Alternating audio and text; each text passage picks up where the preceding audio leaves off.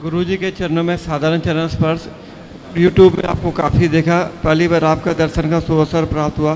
गुरुजी आपसे एक विनम्र निवेदन, बंगाल में गौ माता पे काफ़ी अत्याचार होता है, हम लोग का हृदय व्यथित होता है, भगवान से प्रार्थना करके कुछ नहीं कर सकते, पता नहीं कब बंद होगा।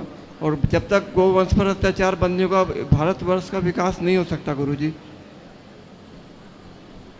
सही कह रहे हैं, गौ हत्या तो बंद होनी ही चाहिए। बंगाल में गुरुजी कोई मतलब ये असुर का प्रभाव है या वहाँ का शासन तंत्र का, जो हिंदू है वो मूक दर्शक, हम लोग चाह के कुछ नहीं कर सकते, वहाँ प्रशासन तंत्र भी गो अत्याचारियों के साथ में हो जाता है।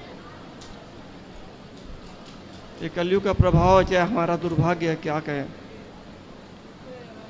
सही है, होगा कभी ना कभी, भगवान कृपा करेंगे, कभी ना कभी होगा, उसी ईश्वर से ही प्रार्थना करते वही करेंगे। बिल्कुल, गौ हत्या तो बंद होनी ही चाहिए। गाय सबकी माता, और गौ हत्या तब बंद हो सकती है जब हम सब गौ माता की सेवा करने लग जाए। हम लोग सर प्रयास करते हैं गुरुजी, पर बंगाल में एक बहुत अच्छी व्यवस्था थी हमारे भारत में, पर सारी व्यवस्था बिगड़ गई। पहले देखो खेती किसानी बैलों से होती थी। हाँ होती थी गुरुजी। जब तक बैलों से खेती होती थी तब तक लोग गाय को रखते थे, बैलों का उपयोग था। अब किसी की, चलो गाय की तो आज भी चलो दूध देती है, पर बैलों की क्या आज वैल्यू है।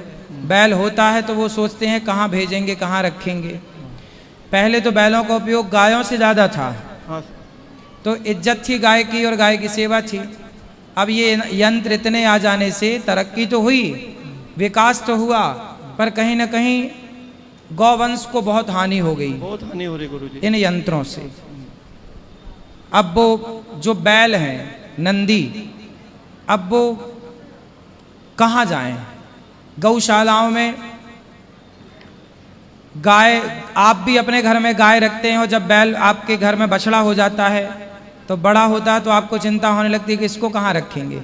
आप निकाल देते हैं, और निकालते हैं तो सड़कों से उठा के ले जाते हैं, काट देते हैं कसाई लोग। गाय तो फिर भी लोग जैसे तैसे रख लेते हैं ना के बराबर, बैलों का तो और हाल खराब है। और ये सब तब हुआ कि जब ईश्वर की व्यवस्था यंत्रों ने बिगाड़ दी। ईश्वर की व्यवस्था थी कि किसानों का सबसे बड़ा योगदान बैल देते थे, बैलों की भूमिका थी। हल चलाने के लिए बैल काम आते थे, जुताई गहाई इत्यादि में बैल।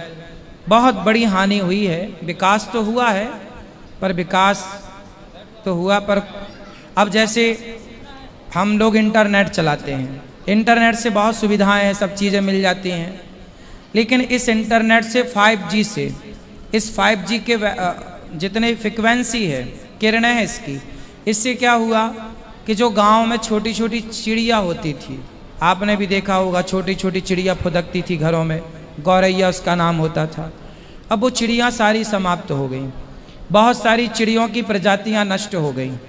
आपको क्या लगता है ये 4G 5G के फ्रिक्वेंसी, इसके जो किरणें निकलती हैं जो भी, तो उससे नुकसान तो है ही नहीं प्रकृति को।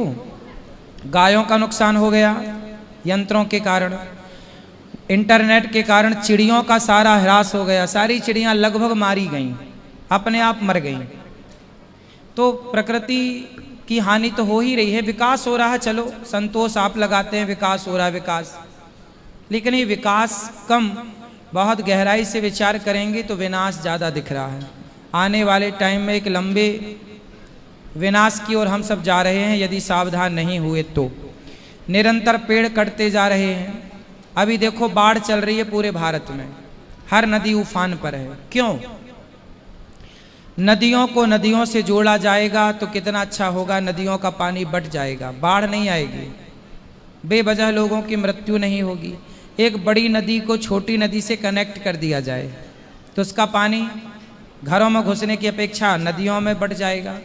उस छोटी नदी को और छोटी नदी से जोड़ दिया जाए तो जहाँ तक पानी नहीं पहुँचा वहाँ पानी भी पहुँच जाएगा, पानी का लेवल भी, जल स्तर भी ऊपर आएगा।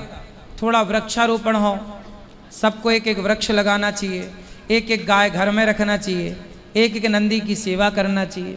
इससे पूरी व्यवस्था फिर पटरी पे आ सकती है, वरना बहुत जल्दी बहुत बड़ा विनाश सामने खड़ा है।